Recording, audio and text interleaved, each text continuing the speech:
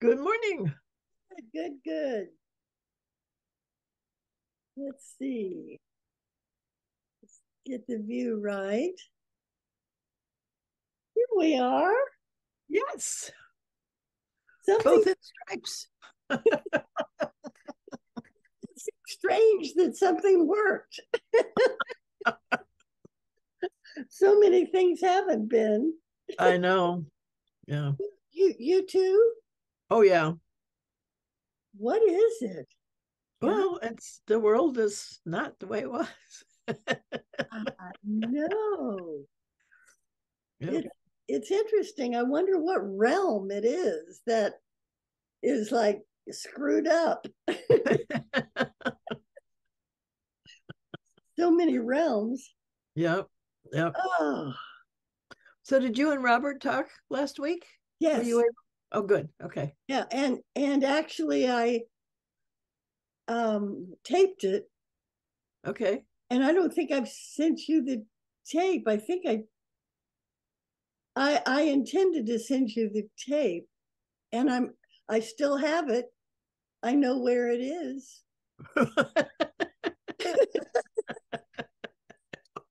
Send it, and then you can do with it what you do with it. Okay. Okay.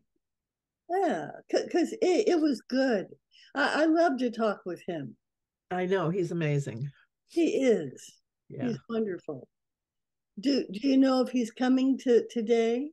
I would assume so, but I haven't heard, so I don't know. Yeah.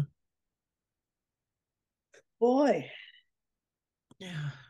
I wonder what it is. What realm it is that is just out of alignment some kind of way. I would say it's and here's Robert, that it's maintenance. We're Make not putting maintenance, we're not putting any energy into maintaining what we already have.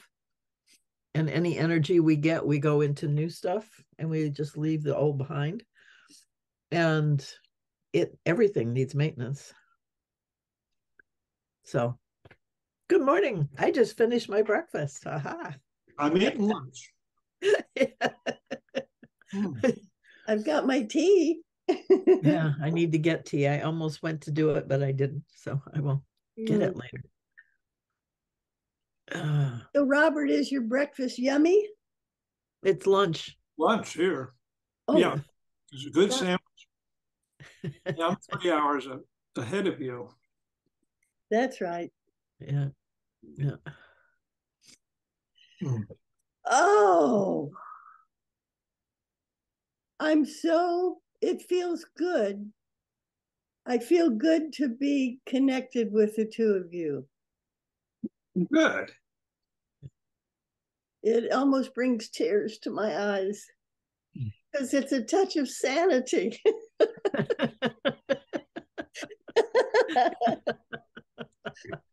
Woo. Yeah. Let's see here. There he is. Harry says I have to blur. Uh, That way she can walk through and uh, Okay. yeah, we see her, but it's not quite so. Yeah. oh yeah. She feels freer. Yeah. Yeah. And even if we're not blurred, wouldn't matter, would it? No, no, we've seen her Matter. before. She walks through periodically. Yep. And she Oh, even stops to say hi occasionally. Mm-hmm. So what's happening at your end of the country? really good question. There's quite a bit of distance between the two of you. Keep forgetting that. Yeah. Yeah. I wonder, it's probably, well, it might be almost as much as between us and you. Yeah. Well, I think you're No. about 1,000 apart, Yeah. About, over 2,000, I think, yeah. Okay. to either one of you. Yeah. Probably closer to Ani. I'm not aware of anything physically. I mean, materially that's out of order or new or different or anything like that. But boy, whatever, wherever my head is like screwed up. And my connection with things, or the connection of things, seems tenuous. Are you experiencing that at all? Well, in a way,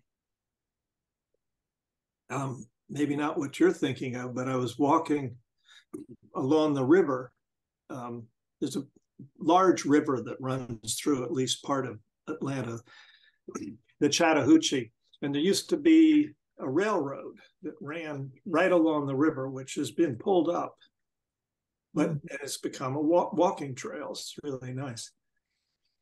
So I was looking at a couple of, well, it wasn't just a couple, there were a couple of geese, but then there were half a dozen ducks floating around. And I was just watching them, the very peaceful scene. You know, they weren't feeding it. Well, every once in a while one would dip its beak in. And I just wondered, these animals, these birds have no other support, than what they are. And not only do they seem to be absolutely at peace, but they seem to be thriving. And I dare say they are the ones who live around here, because there's pretty much ample food. So I started thinking about that, thinking about how we humans think we're so smart, and that everything else either is totally unintelligent or simply stupid. And I don't currently know any human beings who have that kind of capacity. None. I mean, I'm sure there are, whether they've been trained as rangers or, they're a mountain man that spends half a year, in Alaskan wilderness. I mean, there are those people. I don't know any right now. We're just not as smart as we think we are. I mean, and we underestimate others. I mean, well, I just wanted to make one other point because it came to me this morning. I was thinking of this morning, and I thought, so what are we good at? How to take the perfect selfie? I mean, and in a way, that makes total sense, because somebody who's doing that type of perfection, they can make their living off of that, which is perhaps no different from a goose that knows where to feed and how to find the food that it needs. Because making a living is the way which a couple of steps removed, but it's how we procure food. Mm-hmm. And in fact, our cat thinks that we're wonderful hunters because we bring home food every Sunday for the week. Anyway, those are some thoughts. I mean, talk about disconnected. I mean, we are connected in a world that we've created. But outside of that world, we would be hopeless. Mm-hmm. And I do have a wonderful video on my YouTube channel of a guy named Michael who lives, I'm not sure where it is. It's tropical. But he created his life there, and it's a story of his life. It's truly wonderful. Yeah, truly worth the time. Yeah. And that's why I love entrepreneurship. Yeah. It's as close to that as we can get in the world we've created. Yeah. And yet that's embedded in an economic system that is way beyond your control. Mm-hmm. So I'm just getting clearer and clearer and more central in who I am as like Robert, the statement that you made about the ducks, no other support but what they are. And I just keep returning to self, to this centrality of my life as no other support but what I am. And there's something about that that feels right and that is right and that keeps me on track. So what about Ubuntu? What about what? Ubuntu. Where does that fit in? Well, Ubuntu is I am because you are. Right. The article that you, it's in there. I mean, yeah, because we truly aren't separate. We truly don't do it by ourselves. Even the ducks don't. Right.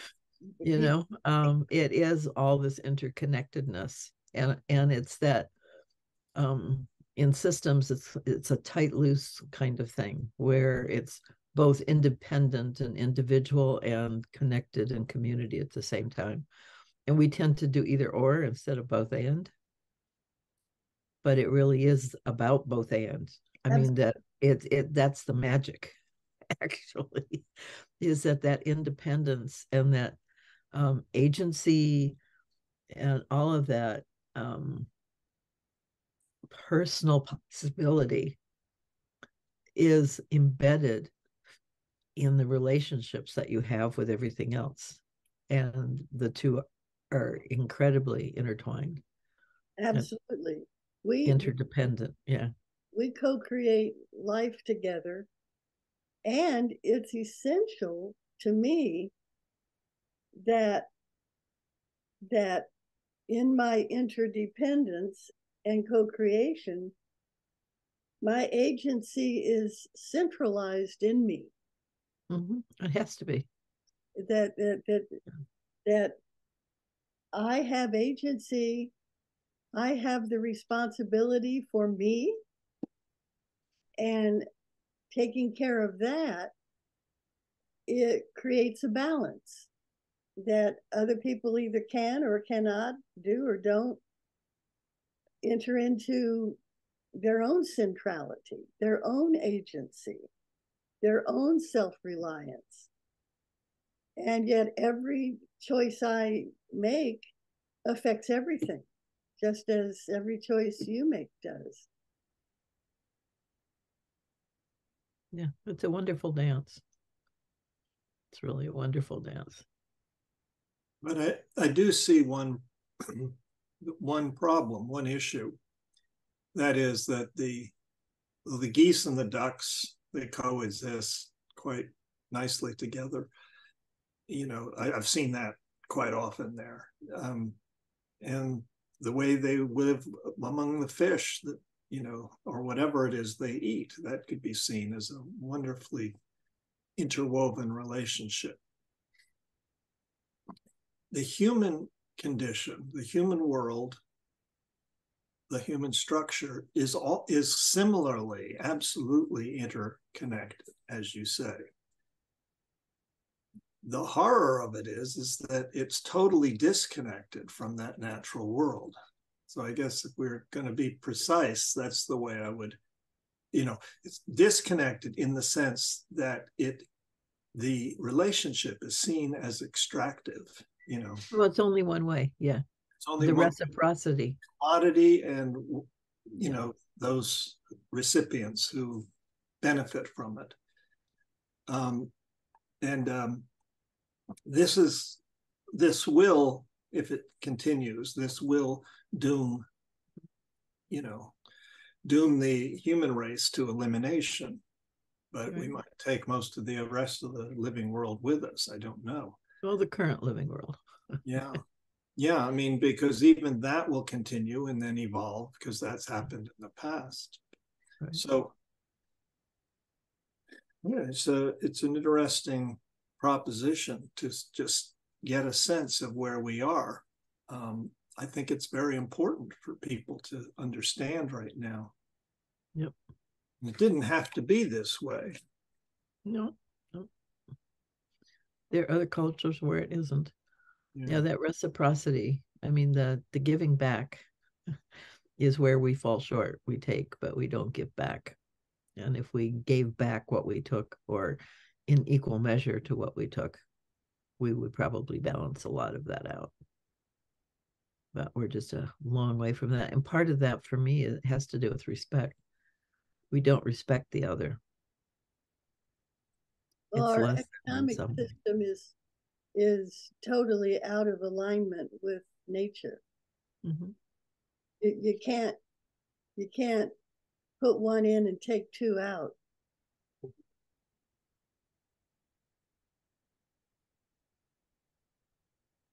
Yep. I would Go love to have a sense, of what the attitudes really were, say, in the 15th century or even earlier, the 5th century. You read novels, people, well, even ones written a couple hundred years ago or close to those time periods, historical novels, or, just whatever. We're trying to recapture the time and space. They write about an incredible fear of impending doom, due to whatever, the life of a peasant was, evidently horrendous. So it's written. And yet then you see Bruegel's paintings of, the common people, the village, having this tremendous celebrations, that everyone in town is engaged and, just really enjoying themselves. So what's the truth of the matter? Was it horrible and something that caused us to fear the natural world completely, which is seemingly what's happening now? People won't even pick up a piece of lettuce that fell on the floor and eat it. I mean, it's no problem. Honestly, 5-second rule or not, well, you wouldn't want to step on it and grind it into the floor and then eat it. But I'm just, sometimes I get to the limits of my credulity of trying to understand what exactly set this whole off. What was it like way back when? If the Bible's any reference, things were pretty cut and dried, ruthless. Yeah, that actually, a lot of that ruthlessness comes out of the Judaic tradition, which is really interesting. Yeah. According to Jeremy Lind. Yeah. That was the first time that the conqueror actually slew everybody instead of just winning and then saying, okay, now we get to go about our business. It was, no, if you lost, you die. And that was a very different approach, kind of mercilessness. And I think it's that mercilessness that we're dealing with, frankly. I think that is the biggest issue underlying so much of what it does. People are just willing to be merciless to others, to truly, they don't deserve a break. I mean, Gaza is a great example. We've got this huge retaliation, merciless. It has nothing to do with anything except that I'm in charge and I'm going to kill you because I can. And you scared me just enough to tell me that you have to die. So I will never be scared again. Just really, yeah, that bitterness that's underneath. You see that so often in things. And and it's accepted. Yeah, well, that's the problem. Yeah. I mean, there are actually Israeli prisoners of war, prisoners who were held by the Hamas, who came back and said they were treated with dignity and they ate with, their jailers, if you will. And, they ate the same stuff. It wasn't great, but, nobody was eating any better. And they have gone on Israeli, media to say this and to make it clear that it doesn't show up in certain areas like this country. Right. Well, the Hamas at one point did a huge peaceful demonstration. Thousands of people went to the fences to say, let us be free, and they were shot in the kneecaps and the ankles and stuff by Israeli soldiers. So Hamas has tried several times to be peaceful in there. You can't do this anymore, and that hasn't worked. So there's this huge fear. I mean, I don't know. We're talking about some of the antecedents, that perhaps fed into this fear, but it's been. Others have a theory that it goes way back. Immanuel Velikovsky read, his pinnacle achievement was writing the book, Mankind and Amnesia, that the cataclysms, and you might argue against the cataclysms that he was trying to fit into time, but there's no question there have been cataclysms that have wiped out huge segments of humanity. And his argument was that was something that triggered a reaction in the surviving humans, that nature was not dependable, that the gods would not save them, Yeah. What just came up in me was Elizabeth Sahtouris pointing out the fact that as a species, we're a young species and we're immature. Mm-hmm. And that every immature species goes through what we're going through, which is a lot of stupidity. And, that came up in this as we talk. And it makes sense to me. Yeah, I go back to the reincarnation thing too. We've got a lot of younger souls who, I guess, talk about a young species with young souls. It gets even worse. And the ones that want to take charge are mostly young. They're still, testing themselves and trying to learn what they can do and feel that they have the capacity to make huge differences and all that kind of stuff. So the games they play are bigger than people who've gone, oh, I've been there. We don't need to do that, So we're kind of at the effect of a lot of that, but we're not speaking up for what we know. I mean, that's in my world, that would be the issue, that old souls have allowed a lot of stuff instead of being more proactive about sharing a different point of view. Which is our role. It's what we're supposed to do. Something about the economic system, and it was in the article that I read from you, Kathryn. Something about God and the kind of economy that we have. That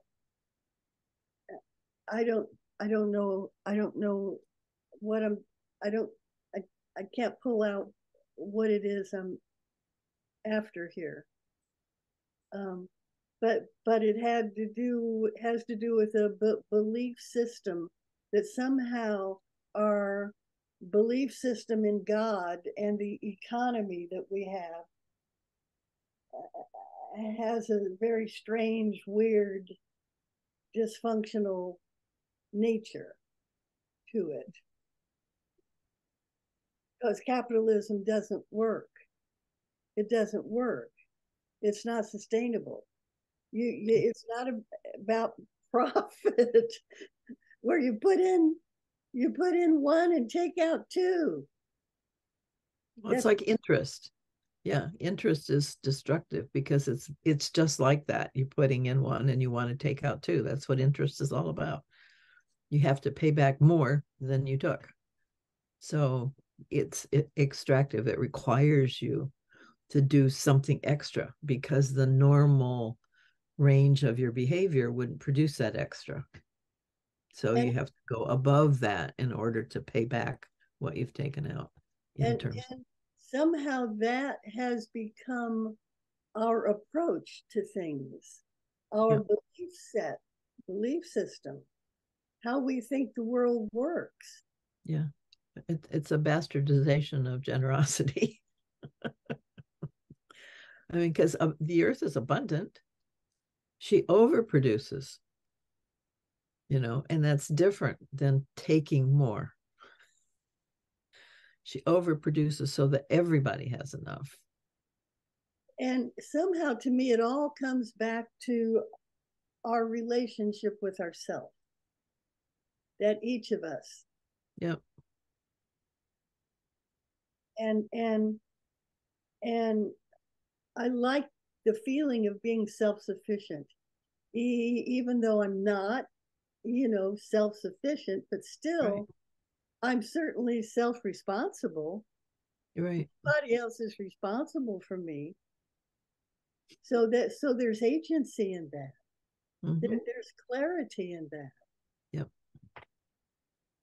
Yeah. Yeah.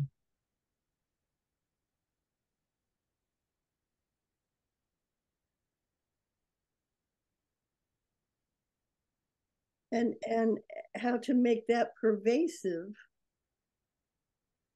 in our young minds, in our immaturity, we're still working out. Yeah. How to do that.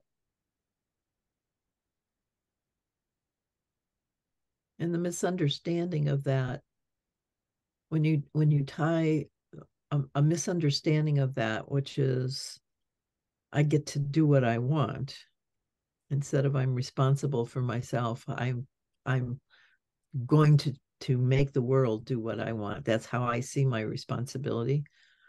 That's my power, instead of being responsive, but being proactive in that way. And you tie that with the bitterness, and that's, I think, a lot of what we're seeing. The huge backlash on the right to really systemically try and now dismantle everything that they have had practically. I mean, they don't really see that they're undoing their own house, but the undermining of the laws that is being so consciously done. And it's like kids, with sticks, and they're just poking at things and destroying things and not realizing that they have to live there. They're going to be at the effect of that. And they just feel because they're doing it, they're in charge, and they're totally not.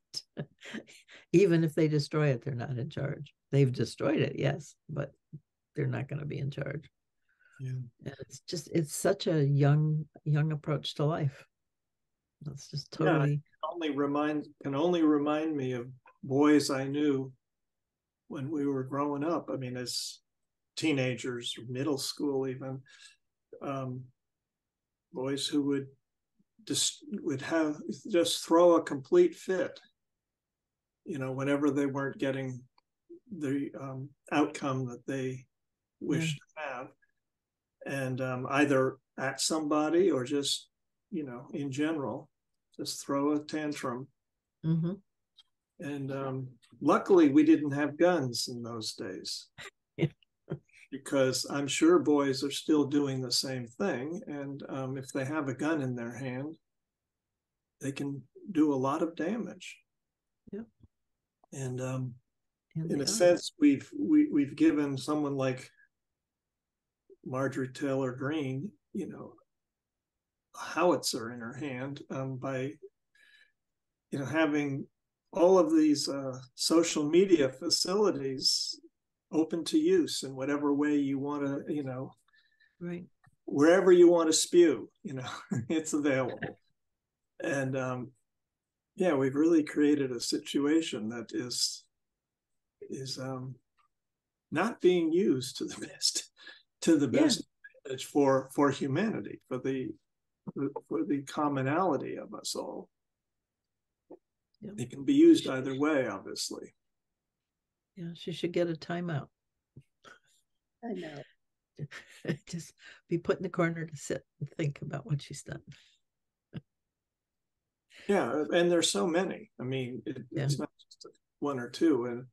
And you know, you read about the history of how this reactionism has come about, and there were a lot of very smart people, mostly men, very smart men, you know, putting together strategies and then wielding, you know, loyalty oaths, sort of engagements in order to. You call that smart? It's very smart if that's what you want to, you know, in order to achieve your ends according to what you believe, and according to you don't care at all what happens to anyone else. It just seems so foreign to me to hear somebody talking about smart men.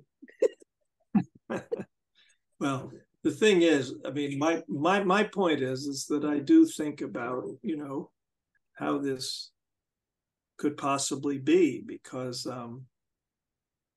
you know, you need to name it, I feel, in order to be to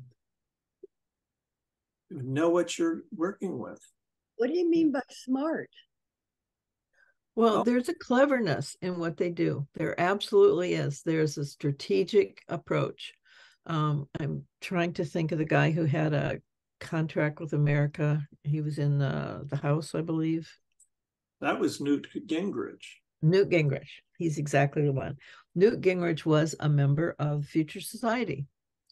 And I was there. Lots of other thinkers were there. I was very pleased that somebody from the government was there, you know, that they were getting fed all of these new ideas. They were hearing all these thoughts about people who were really trying to make the world different.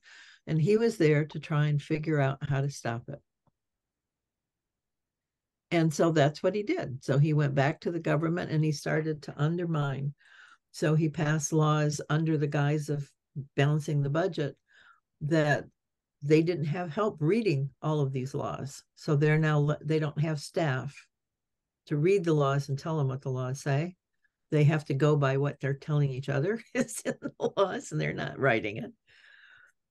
So they don't have the capacity to do what they should do because he undermined it. He was very conscious and very deliberate about that. The contract with America was exactly that, those loyalty oaths. That was all part of his strategy. We're going to stick together. We're going to do this. We are going to be the ones to make all this happen. And totally not caught in their own power and their own, gee whiz, na, na, na, na, look what we can do. Na, na, na, na, you can't stop us. Na, na, na, na. And not realizing that they're being caught too. Well, and that even began in the Goldwater. Yeah. A friend of mine, who's an historian, wrote a book just about the local political scene in that time when the Democratic Party, women of the Democratic Party shifted their allegiance over to Republicanism, because at the time Republicanism was an antidote, you know, to the extremely old guard that was the Democratic South. Right. So it was working for a while. They actually, the first ones they backed was one for governor, was an extremely liberal guy, or let's just say a well-rounded, a guy I'd vote for now.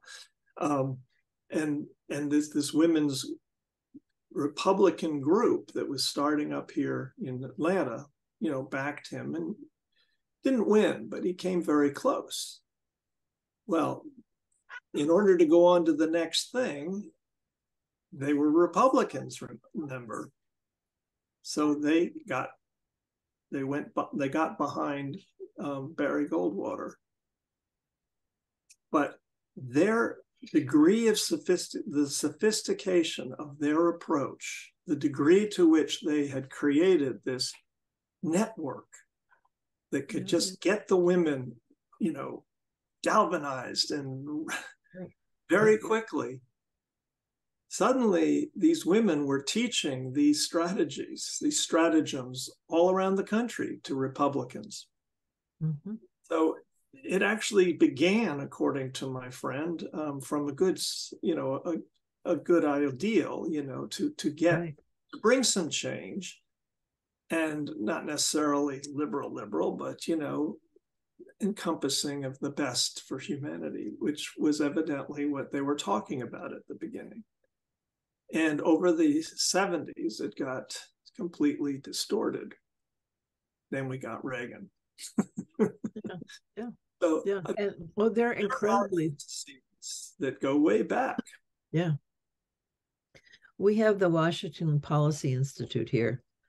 And when I first heard about them, I thought, oh, well, that sounds pretty prestigious. So I went to one of their breakfasts, which happened to be focused on education. And so I was really excited to hear what they had in mind.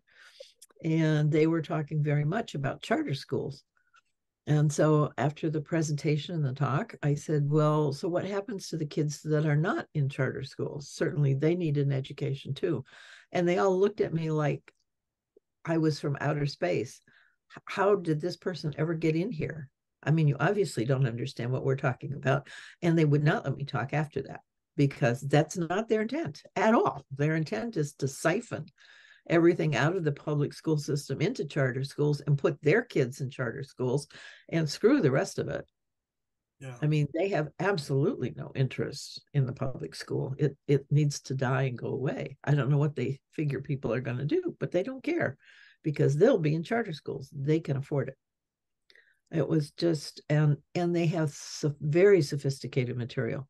I keep getting things from them, and it makes me cry. It's like, if only the Democrats would do this, because it makes sense. It's beautiful. It's well prepared. It's lovely to look at. It makes you feel good, that these people really are on top of it and really care. And they're screwed. They're not.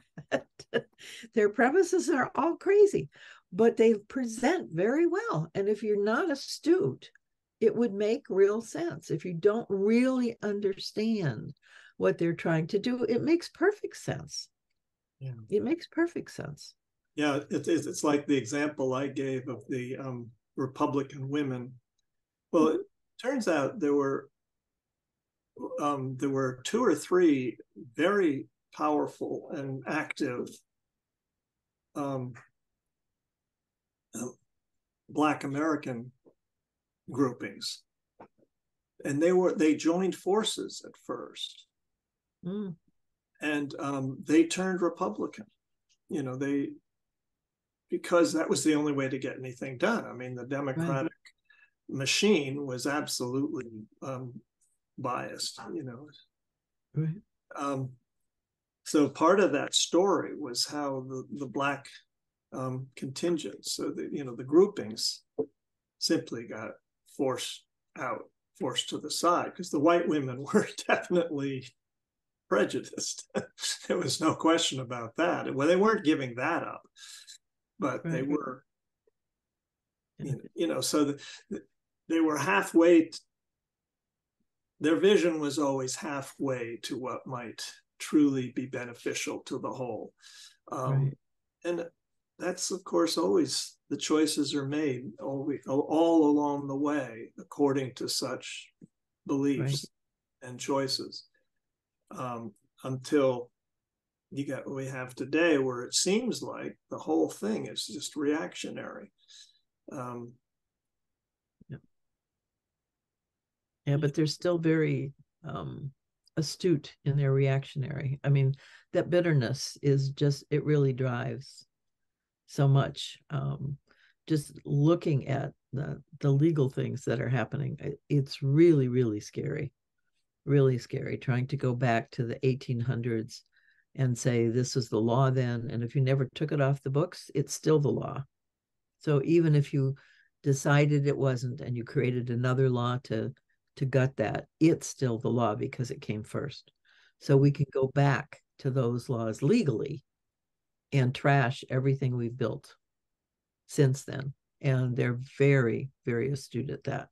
I mean, that's one of the big issues with the Supreme Court right now, is people who believe that and are taking us back to what we did in the 1800s legally, in their words. And nobody, it's really hard to see people who are trying to fight that. And there are people who are trying to fight that, but it's all backstory, backroom stuff. It's not very public.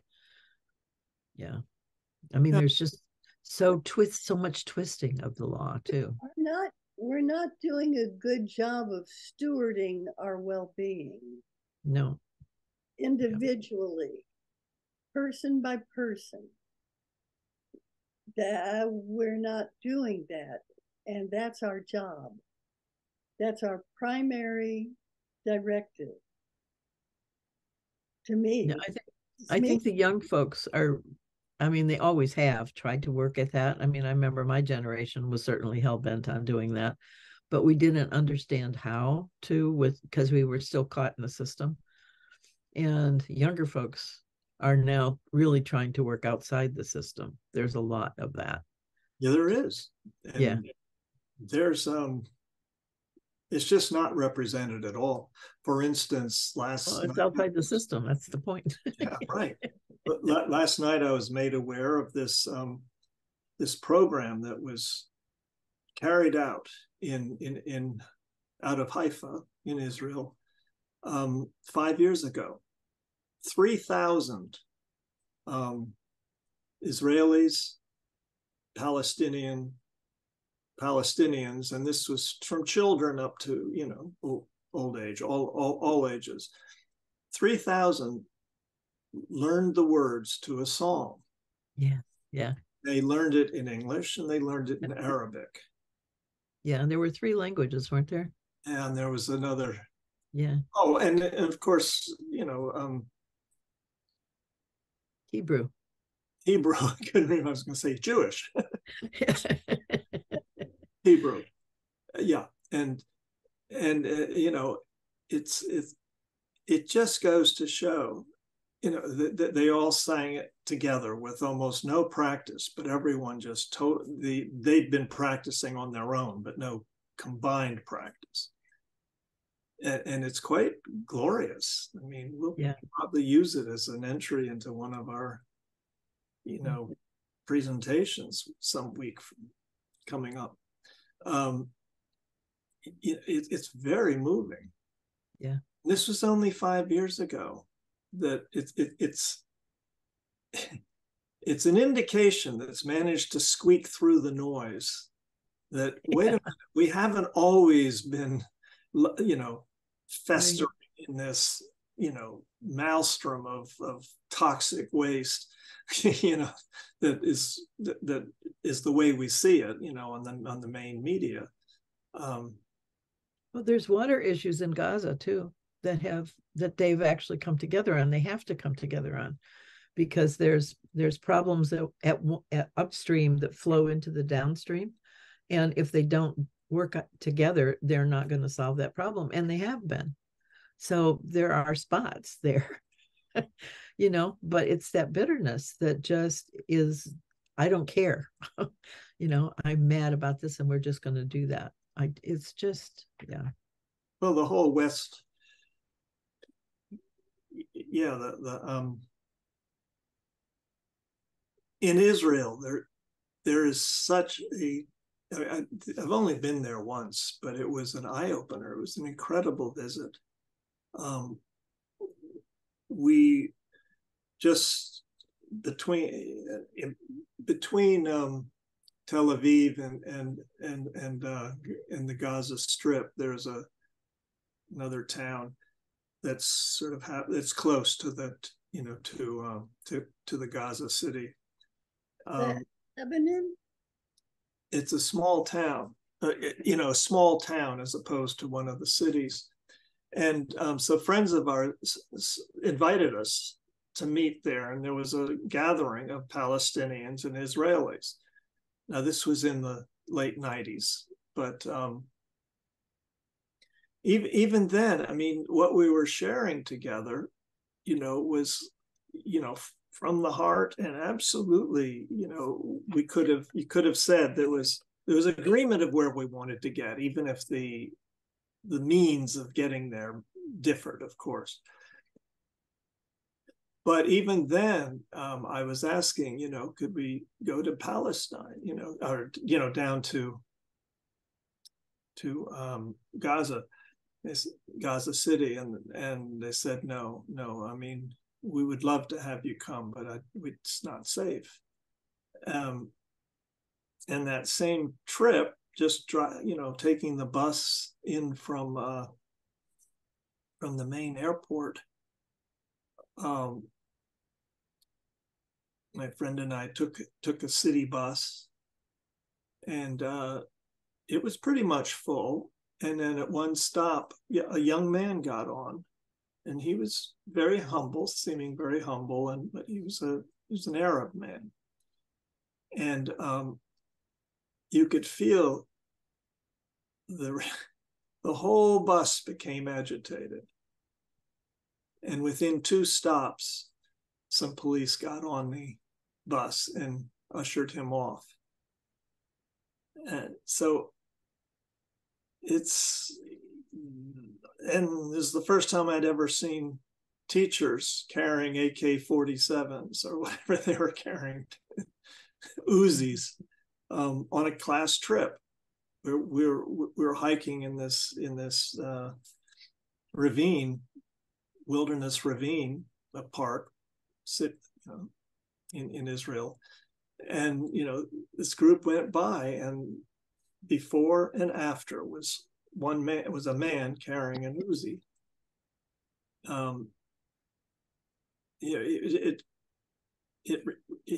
People couldn't have been nicer all the way through.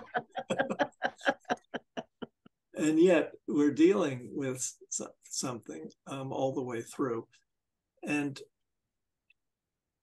I guess my main point is that we may be in this country catching up to the world. This world situation in many respects has had this happening much more so than we have in this country. And we're reacting to it as if, poor me, oh, this is horrible. We shouldn't have to deal with these sorts of, confrontations. But it's happening all over the world. And it's time we start to understand that. Is this the way I'm looking at it? It's just to understand that we are in a pressure cooker, milieu, and it's not going to just go away. Not with the climate crisis. I'd like to share personally. I lived in Israel from 1979 to 1982. And I felt safe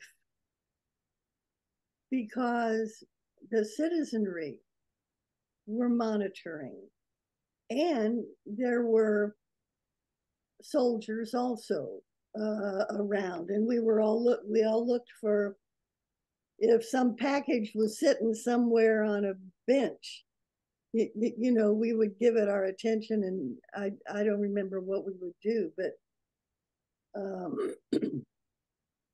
there was a constant monitoring. Yeah. And I actually felt safer there, I was aware, than I did when I came back home to Baltimore. And that's why the Israelis are so pissed at Hamas. That's exactly why, because they felt safe. And Hamas went, it's only because we let you be safe. Look what we can do. And Israel said, no, you won't. And that's why we're where we are. It's exactly why. Because that safety was an illusion. It was an illusion from the beginning because they had all these enemies outside that they were busy creating. Wait, hold on. Safety was not an illusion. It was an experience. I felt safe. Yeah. Because but it's an illusion. Monitoring. Because there was citizen monitoring, there were the soldiers. There shouldn't have to be monitoring is the point to feel safe. If you're monitoring, it's an illusion that you're safe because you're count. It's a testament that I did not feel safe because I'm not saying that. I'm not saying that. I'm also saying it's an illusion. You can feel that way and it's not real. It wasn't real. That's the point. That was the point Hamas made. And that's the irritation the Israelis are expressing. You can't tell me I'm not feeling safe because I am feeling safe. But they're only feeling safe because they have the enemy corralled and punished and all those things. Externally, I'm speaking humanly and internally. And that needs to be our orientation. No, it can't be the only orientation because it was an illusion. It's not you're not getting what I understand what you're saying, but it's mental and it's circumstantial. I'm sharing my experience. Yes. And people in China say the same thing. They feel very safe there. I would appreciate you not discounting what my reality, okay? I'm trying not to discount it, but put it in perspective. That's your perspective. I'm talking about my experience. Yeah. Your perspective and my experience are not the same. And I tend to go with experience more than perspective because this is a bodily soul thing and this is a mentally learned no, not necessarily thing. I think we disagree a little bit on that one. That's okay. I'd like to continue sharing what I have to share about this. That I've been trying to regain. I've been trying to remember my Hebrew. I've been trying to remember some of the words and some of the feelings and getting in touch as close as I can with what is that now that is familiar to me, that was familiar to me then. Mm-hmm. And I like the feeling. Sure. I like bringing this back in. I'm not even sure what my point is, except to honor my experience living in Israel for 2 years and what that was like. And I loved it. Mm-hmm. And it should be everybody's birthright.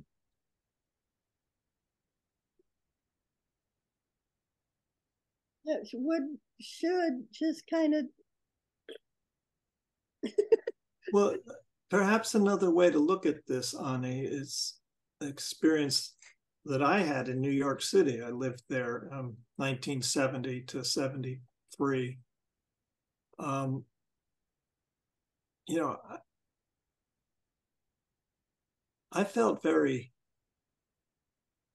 okay. I wouldn't say New York was very dangerous then. I mean, there were holdups, all the time. There were gun battles. It was perhaps the most dangerous period in New York since maybe the Tammany Hall.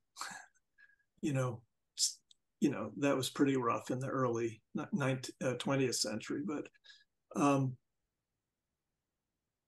and I used to go to work up in the South Bronx where I'd be the only white on the train. But people would talk to me and even come up and ask me what I was doing. And when they found out I had a job at a epidemiology, agency, which were reaching out for, disease, various social diseases.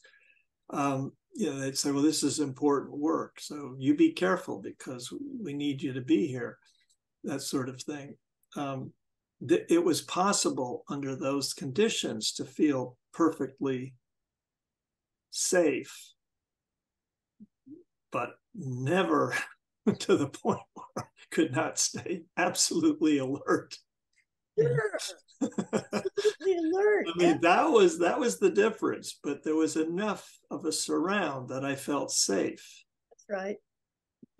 And maybe we're getting, that maybe a lot of what is happening in Israel, because I know my cousin lived in Israel for years, and she would hike throughout the Sinai. In fact, she was a guide. That was how she spent, I guess it was her winters. You wouldn't want to be there in the middle of summer, leading groups. But she would tell me about, the preparations she made were not just about food and water. That was through the 80s and early 90s.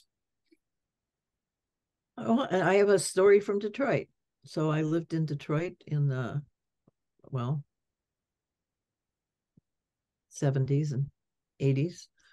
And when I was in college, I would go walking in Detroit downtown at 3 and 4 in the morning, which was a very black city, is still a very black city. And I never was afraid. People would come on to me and I would come on back to them and we'd be fine. They just, it was fine. So I wasn't afraid. I don't know if I would use the term felt safe, because for me, that means there's nothing to worry about, but you have to keep that vigilance. You have to keep that presence. Absolutely. And back to the ducks, that's kind of how they are. It's not like they're being protected by anybody. They're protected by their own vigilance and by their relationship with the rest. They know, if somebody wants me for dinner, that's a bad person. We're going to pay special attention to them, and we're probably going to leave now. But if you're going to give us food, well, then, okay, we'll stay around and we'll hang out. So there's this relationship. And what I'm hearing in your story of Israel is the lack of relationship, that there was a very deliberate, and that's been Israel's strategy in the last few years, is very deliberate thing not to have a relationship with those around it. There was a point where Palestinians came into Israel, they worked in Israel, they did a lot there, and they were very integrated into the city. And then Israel stopped that. They pushed them out. And when they pushed them out, then they got much more control about the borders and all of that. And that relationship shifted. It became adversarial, as opposed to trying to figure out how to work together when the Palestinians were coming in to Israel a lot. That shift is huge. And that's why I said it's an illusion, because you have to be integrated with your environment. It doesn't mean that you're not vigilant, and that doesn't mean that you don't feel safe, but it doesn't have that same relaxation of vigilance that you get when it's a highly militarized place you're in, so that you are protected in that kind of way. I think that's a little bit of the experience in Singapore.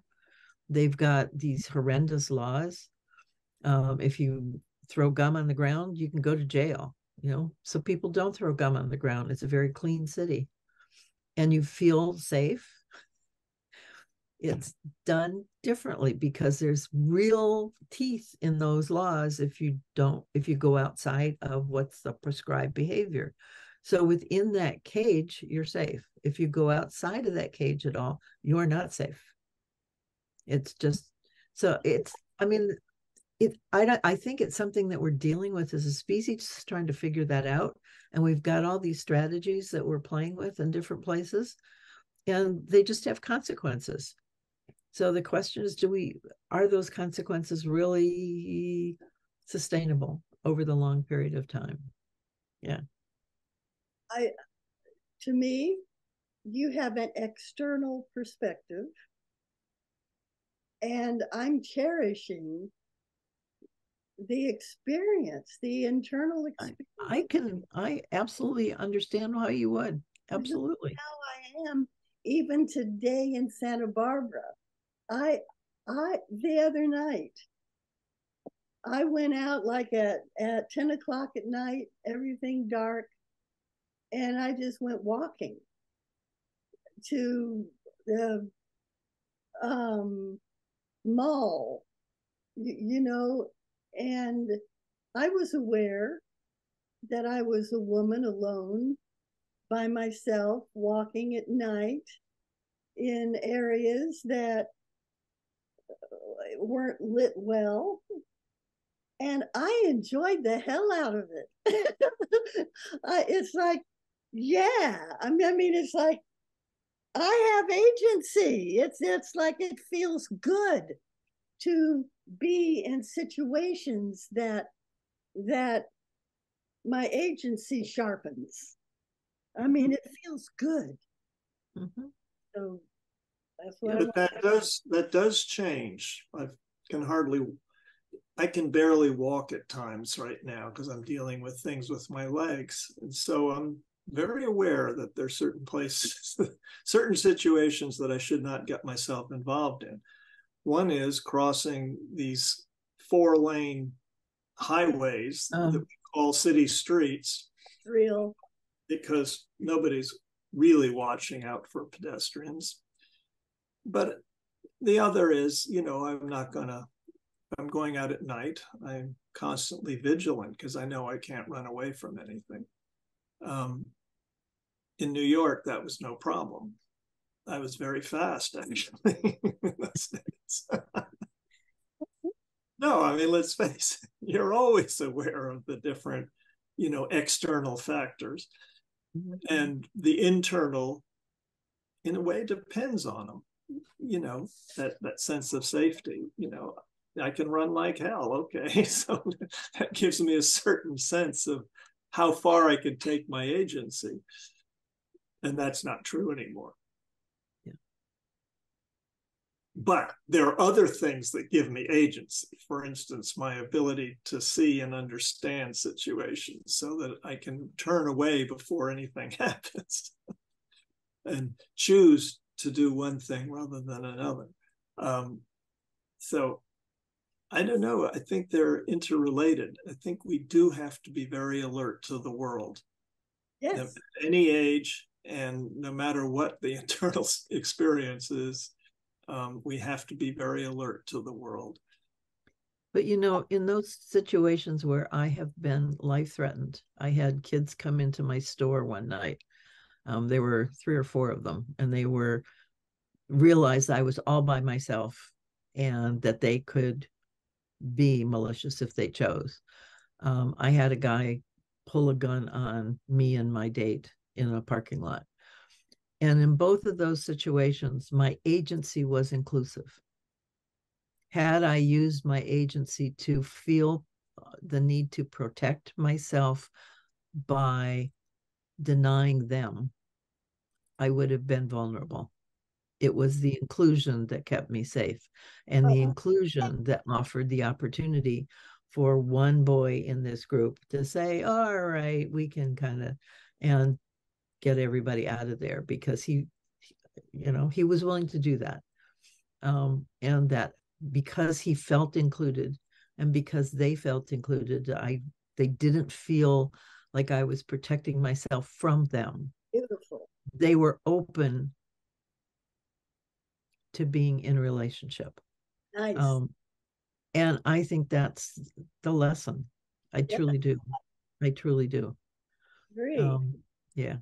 And I have examples of that too. I mean, that was a lot better than my being able to run.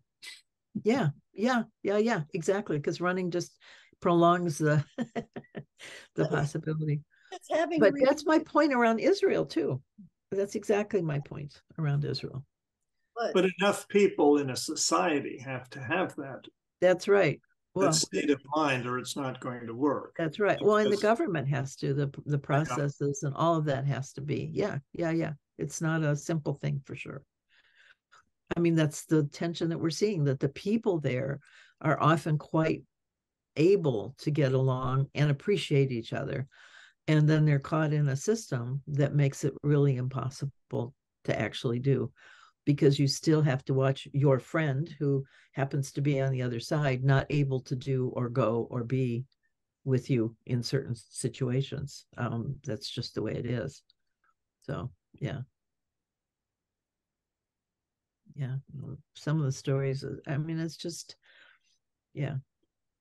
I think that's where the world needs to come to the aid of the disenfranchised. I mean, that's the whole point of world pressure and the UN and all that kind of stuff, and we're not doing it very well. Yeah, and I actually see Biden doing some of that, I have to say. I don't see him as truly carte blanche supporting Israel. I see him walking this tightrope that says, we're not against you, but you really should kind of do a little bit of this. And I don't know how else you could do that at that level. The face saving, all that kind of stuff has to be there to keep those relationships open. Closing them is just not beneficial. So there's not good answers.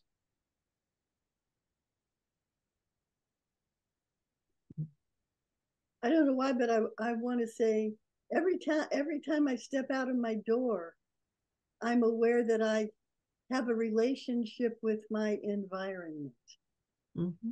with whatever is there, with all that is there. Yep. And I am alert in that I am aware that I'm responsible for myself. Yep. And it's fine. That's the way it is. But you're also responsible for the relationship. I mean, that's really where the agency lies, I think, not just in yourself, but in your ability to do relationship.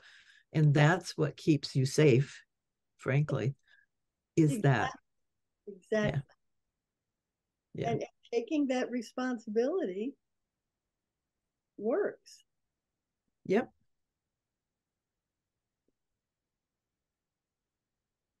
Look, I've got to go next door to my neighbor. We're doing some plumbing repair.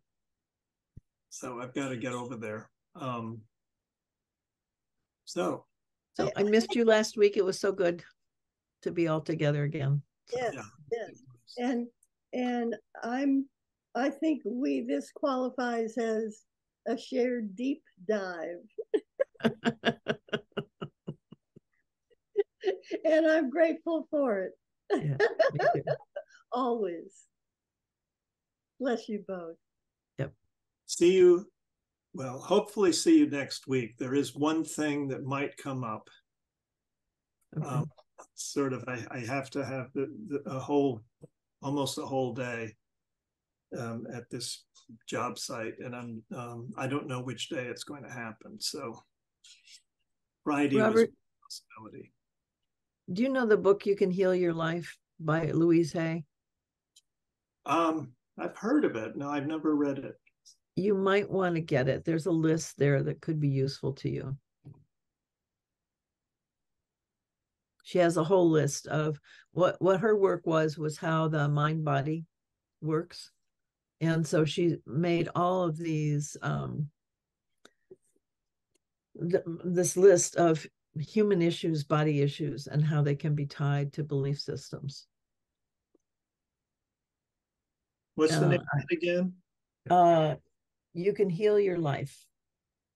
Oh, yeah. Okay.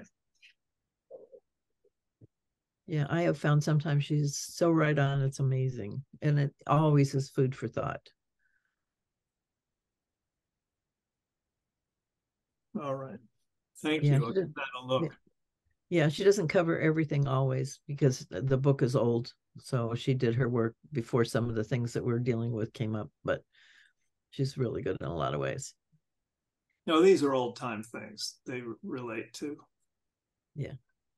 Just normal, heavy labor issues of using your body more than you should. Okay. See When you you guys can. later. Okay. Bye-bye. Bye. Bless you.